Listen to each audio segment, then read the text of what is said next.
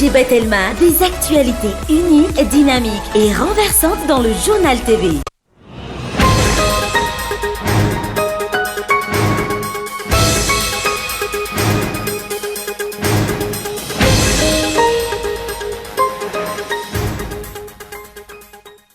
Vola mitentina 520 sy 700 tapitrisa ariary no voalaza ho notakin'ny Lola Rasoamaharo tamin'ny mpitory azy ka nahatonga azy nahiditra vonjimaiky any Amponja omaly. Nilaza ihany koa ny mpitory fa nisy fampitahorana sy fanalambaraka nataon'ilay tompona orinasa fanaovan-gazety Tranga izay tsy misy hifandraisany amin'ny asa fanaovan-gazety raha ny fanazavana trany. Miezaka mampahafantatra ny vinam-piarahamonina ahafahana mampandroso ny Madagasikara ny antoko malagasy miara-miainga amin'ny fitahirizam-paritra ataony. Tafiditra amin'izany ny fakan-kevitra avy amin'ny vahoaka mifotony. Nisy ny famelabelan-kevitra nataon'ny filoha Ajo Andrianarivelo izay namoavoasana ny hoe fitsinjaram-pahefana eo amin'ny tontolon'ny varitra sy ny toe-karena tao amin'ny Hôtel de la Poste Antsiranana omaly. Tsapan'ny mpizaika fa vokatry ny tsy fampiarana araky ny tokony ho izy ny fitsinjaram-pahefana no mahatonga ny olan'ny orinasa Sikren.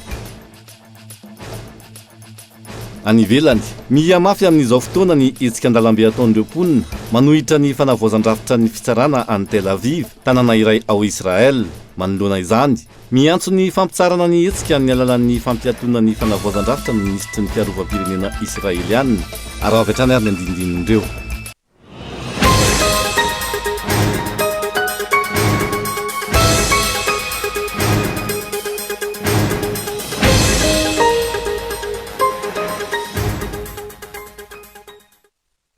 Manatra ny araba tombo klasy tombo vavy tonga sondray ato anatin'ny fampahalalam-baovao ny Kolo TV amin'izao alina izao ka manasanao hanaraka izany hiatra amin'ny farany. Vola mitetina 520 sy 700 tapitrisa ariary no voalaza fanotakin'ny Lola Rasoamaharo tamin'ny mpitory azy ka nahatonga azy nahiditra Amponja vonjimaiky omaly. Nilaza ihany koa ny mpitory fa nisy ny fampitahorana sy ny fanalambaraka nataon'ilay tompona orinasa fanaovan-gazety Tranga izay tsy misy ifandraisany amin'ny asa fanaovan-gazety etra ny fanazavana fanajajina hoentiny Gaëtan Andriatsilafo. Dia ny nahatonga ny Andriamatoa Lola Rasoamaharo izay niatrika fampanaovana omaly. Ny olona rovako moa dia mpandraharaha izy ary marihana fa ny point de presse androany dia tsy isy fanontaniana fa na valim-pantanina omena fa fampahafantarana fotsiny zava-misy. Araka izany, nitondra fanazavana mikasika ny samborana ny Lola Rasoamaharo sy ny nampidirana Amponja azy vonjimaiky ny mpisolo vava sy ny mpitory ny tolakandro teo. Raha ny fanazavana, nitaky vola be mitentina 520 sy 700 tapitrisa ariary tamin'ny tompony La Gazette de la Grande Île. Tsy misy anefa ny taratasy manampirovy ny tokony andoavany ity mpandraharaha ity izany. Efa nanomboka tamin'ny volana Oktobra 2022 tena ko nampirovony Andriamatoa Lola Rasoamaharo sy notakin'ny vola tsaradrariny natao rakety ary nampitahoriny mbo alaina baraka raha tsy mandoa vola be. Raha tsy mandoa vola be aminy tao anatin'ny fiarah-miasany izy taminay. Rehefa tsy nanaiky nanome ny pirofony vola notakin'ny tampo izy dia tsy nety nandoa ny tenako.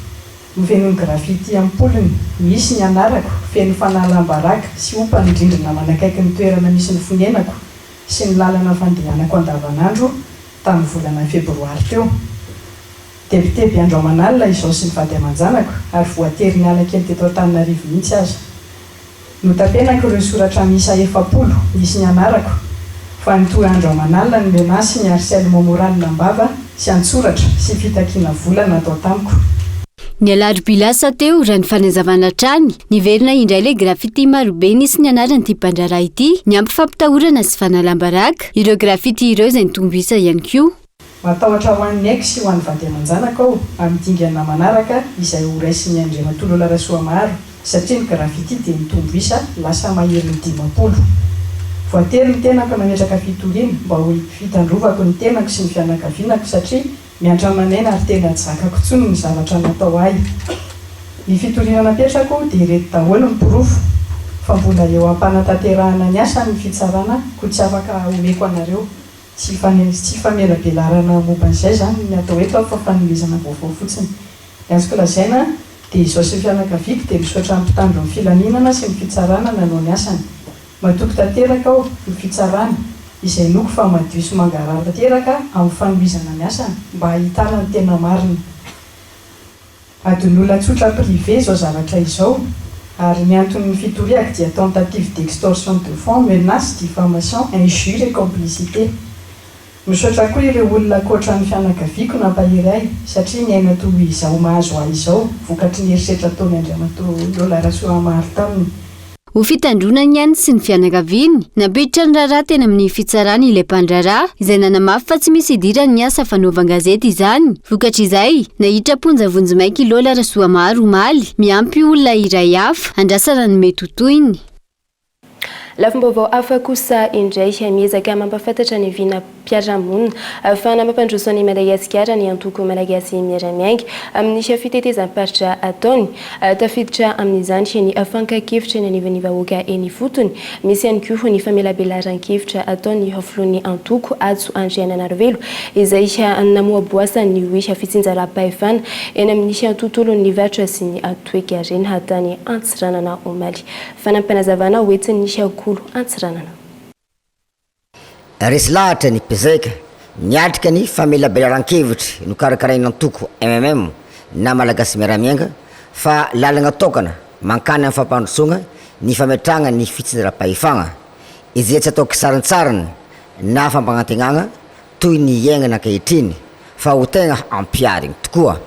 Ohatra androesiny tamin'izegny ny fahoriana mianjady ampiasa ny orinasa sekreny mbola tsy nahazo karama folo volagna be zao. Le resaka décentralisation tsara zo ary mety tsara amintsika fa nefoka izy koa ny hitantana zo mbala goragora aminaka tsy sy varana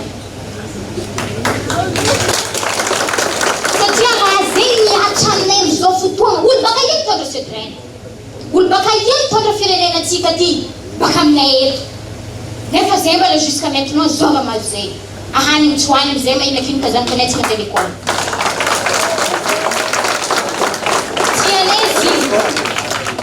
tianay ato zay navetiny any ary zo mariny navianay eto mitaky lalantsaigny madio lavitry ny kiantragno an-tragno ndraiky finamanana izegny raha jiaby zegny hoy filoha nasionaly ny antoko MMM Adzo Andriananarivelo ka ilagna fiovagna miainga avy egny fotony mipaka mpitondra raha namaly ny fagnontaniana.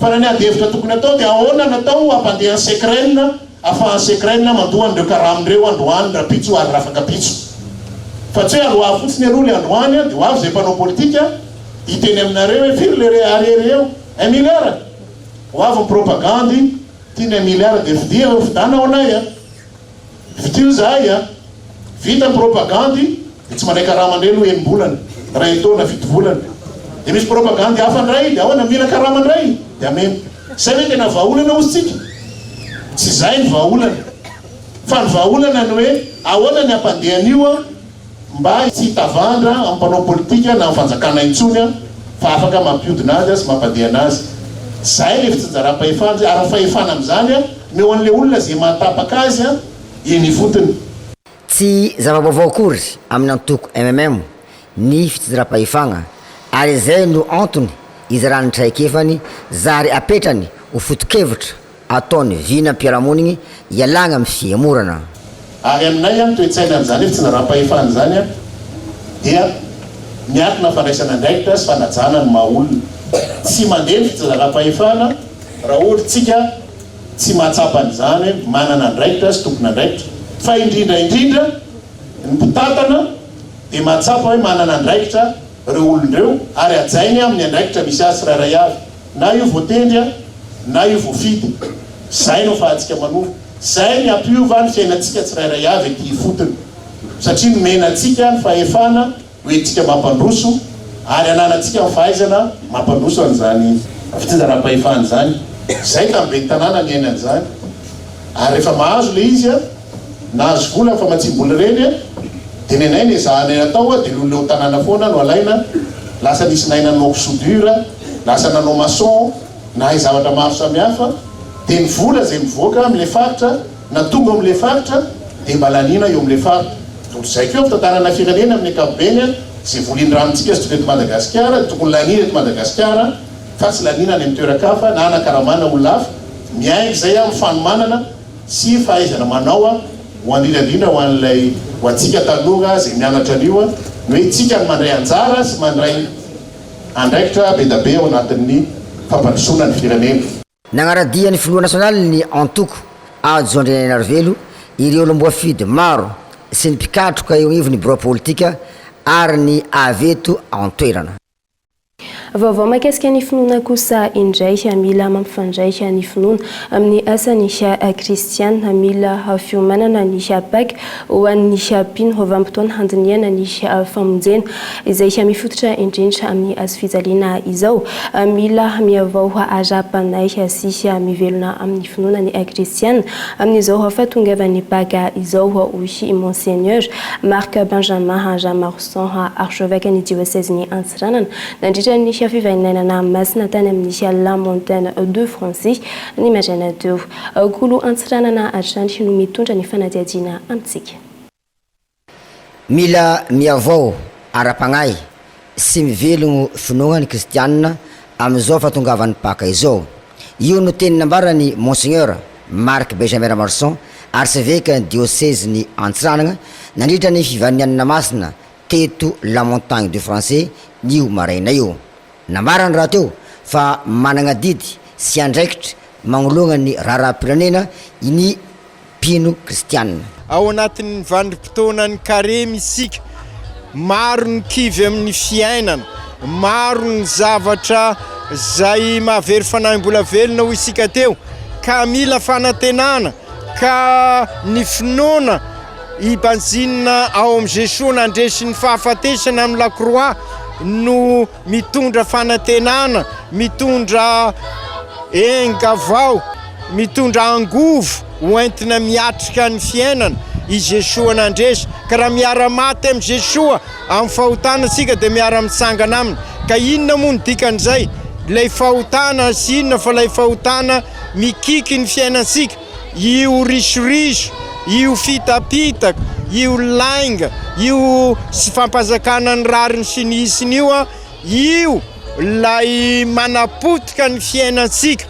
Matetika ny évêque eto Madagasikara no mampasay hoe sy Madagasikara no mahantra fa ampahatrana izy. Raha te anarina ny Madagasikara isika dia mila olo marina, zay manao ny marina no endry, marina no maha-olona afaka asika. Ka izay Jesosy zay banjinisika amin'ny lakroa, ka noho izany sy hoe fibanjinana fosiny fa iainana izay, ary izay zao pèlerinage zao anampy ny olona ho kristiana mivelomany, Kristy mpiarabelona amin'olona ny kristiana.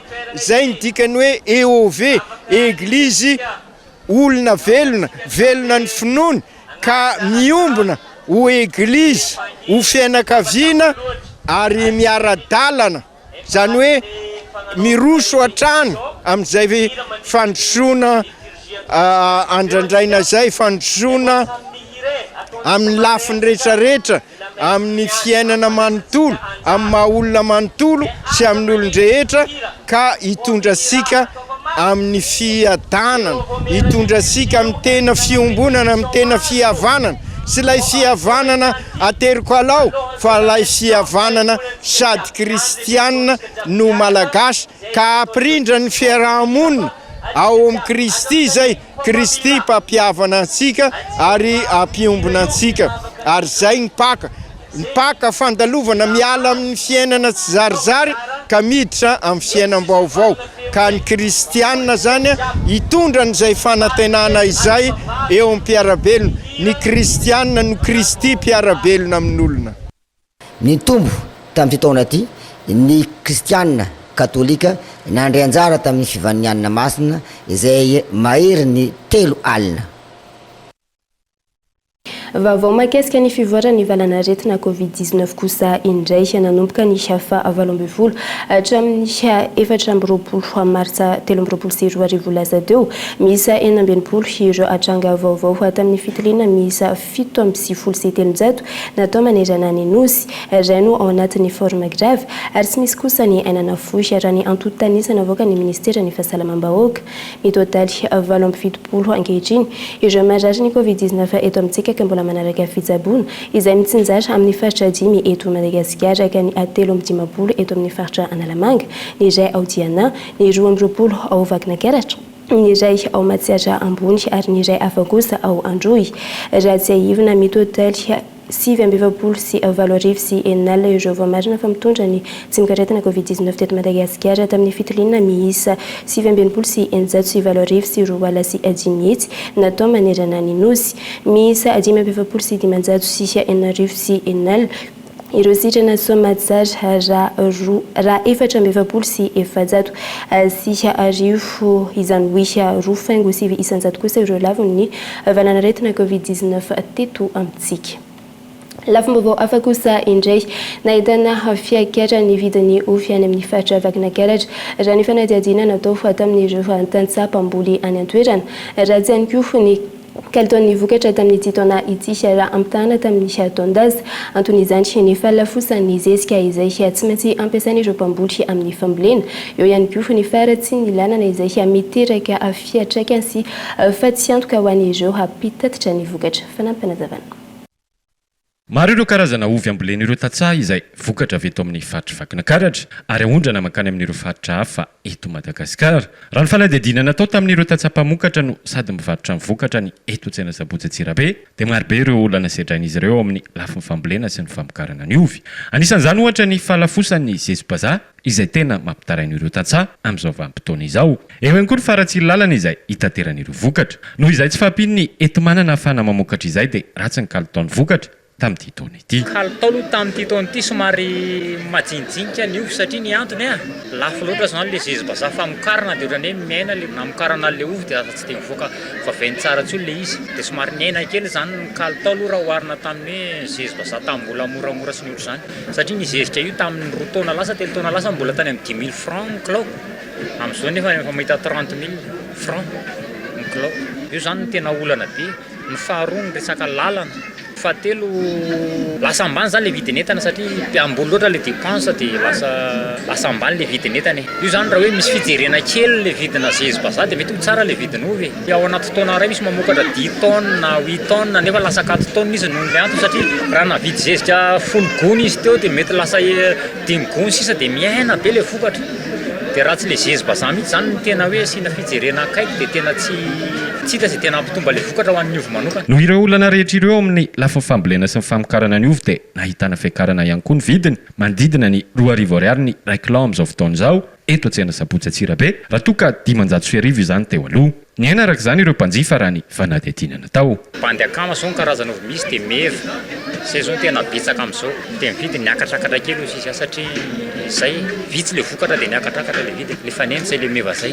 Teo alohaloha tamin'ny 2 volana 3 volana lasa teo izy zao ny meva teny amin'ny 700 na 7 000 francs moa bandy akama tany amin'ny 4 000 tany dia zao izy lasa 1500 bandy akama moa meva lasa 1800 dia 1000 ariary. Mazava ho azy somary miaina zany ny mpanjifa satria ka ohatra zao tao naka 10 kilo tamin'ny fotoana mora zao lasa miaina ohatra hoe 5 kilo satria lasa lafo le izy dia lasa miaina le entana alainy zareo. Miaina amin'ny 50% zany lafo. Teo aloha zany raha nalafo 400 kilo dia zao amin'ny 200 kilo par jour. Bénéfice zany lasa miaina satria ny kely le entana lany amin'izay fotoana izay. Araka izany dia tsapa fa miaina ao anatin'ny fahasahiranana tanteraka ireo tatsapam-boly eto Vakinakaratra eo amin'ny lafin'izay famokarana ny ovy izay anisan'ny tena mampalaza sy ahafantarana bebe kokoa ity faritra ity. Dia izay lafim-baovao izay no entintsika miseto kely ato anatin'ireto doka-varotra ireto aorian'izay no hiditra amin'ny tapany faharoa amin'ny fampahalalam-baovao isika. Tahoary.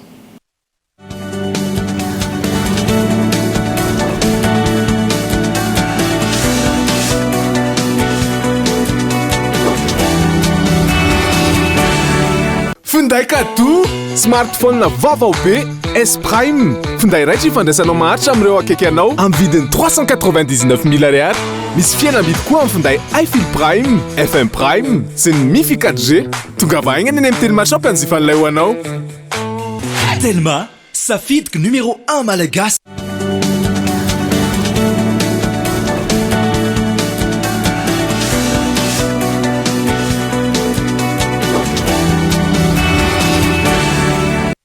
Tafaverindray eto amin'ny fotoana ny fampahalalam-baovao isika amafisina amin'ny alalan'ny fampiofanana aragasy ny fahaiza-manao ny ireo olona manana fahasembanana ahafahan'izy ireo miditra amin'ny sehatra ny asa eny anivon'ny orinasa samihafa raha ny nambarany fikambanana iraisam-pirenena kristiana na ny CBM fiara-miasa izay iarahan'ny CNFPPSH sy ny ministera ny fampianarana ara-teknika sy ny fampiofanana aragasy fanadajena.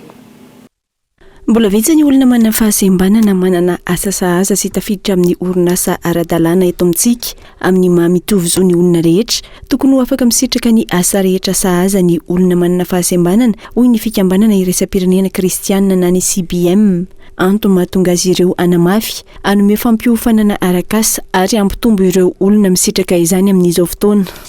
Tamin'ny taona 2012 no niara niasa tamin'ny ministera sy ny CNFPPSH ny CBM tanatin'ny tetikasa natao hoe mihary ary tanatin'io dia nahafahana nampiofana arakasa olona manana fahasembanana anjatony maro ary olona manana fahasembanana anjatony ireo dia niapahany betsaka amin'ireo dia afaka nanangana ny asany manokana velotrenany manokana ary misy kosa niapahany amin'ireo izay niditra teo amin'ny sehatry ny asa saingy tsy betsaka izy ireo.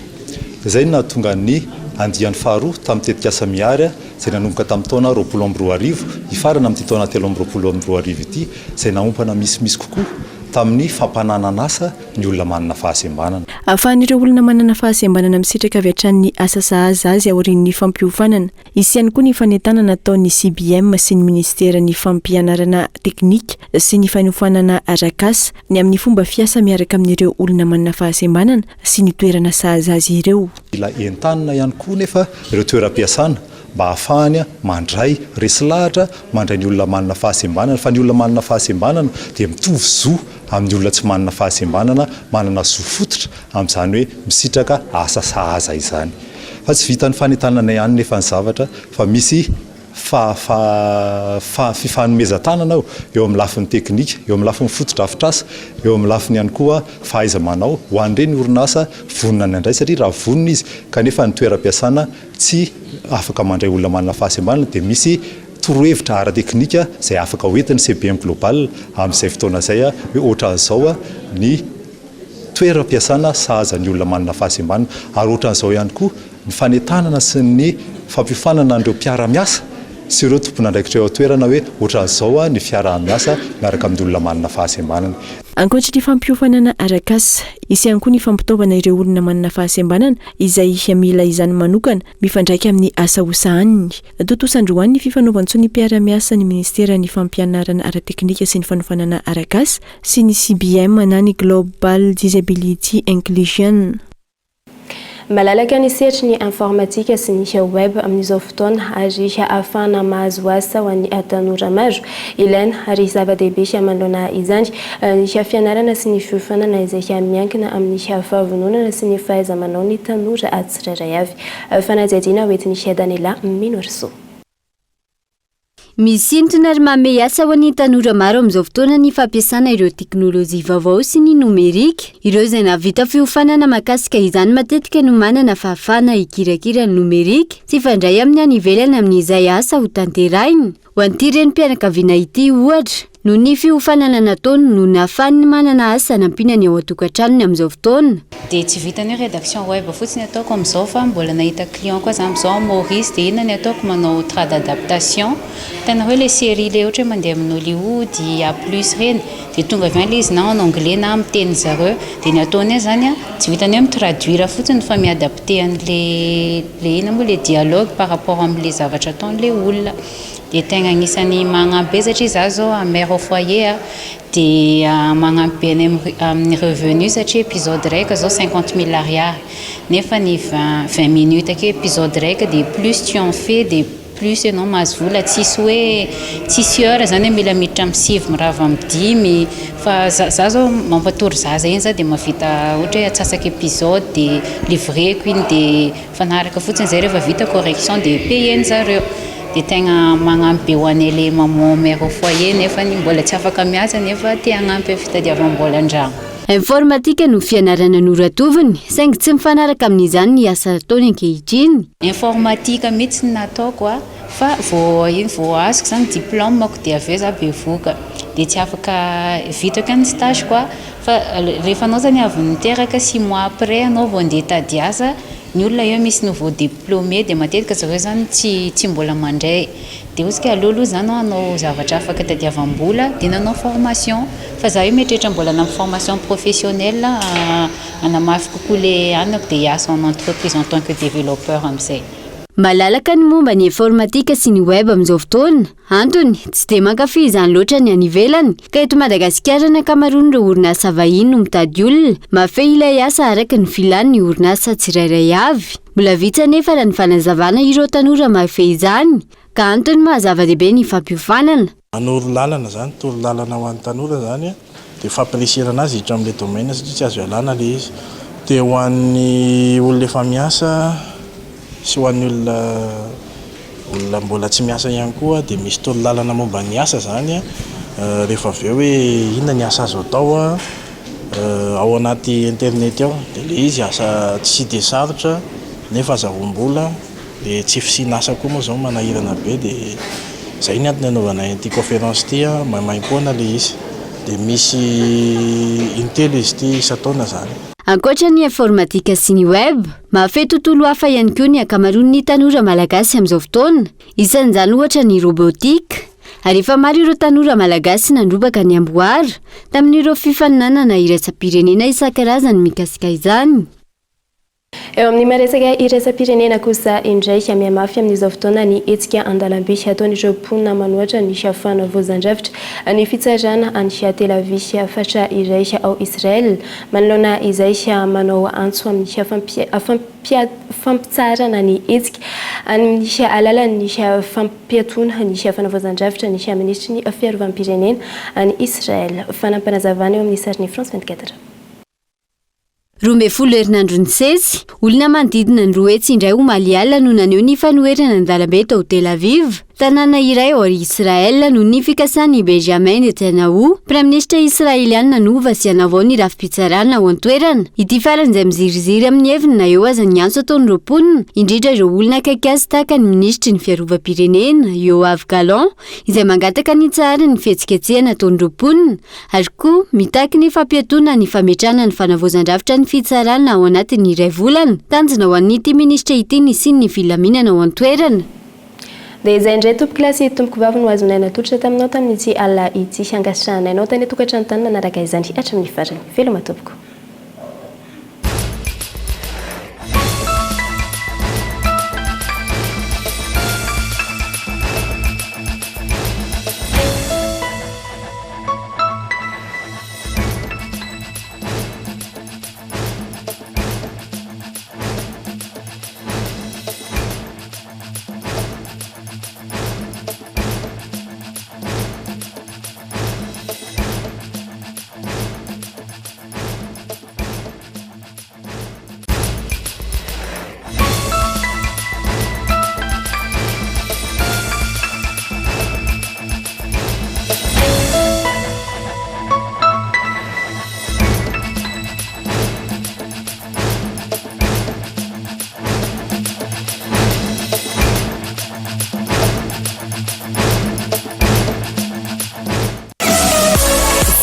Telma, des actualités unies, dynamiques et renversantes dans le journal TV.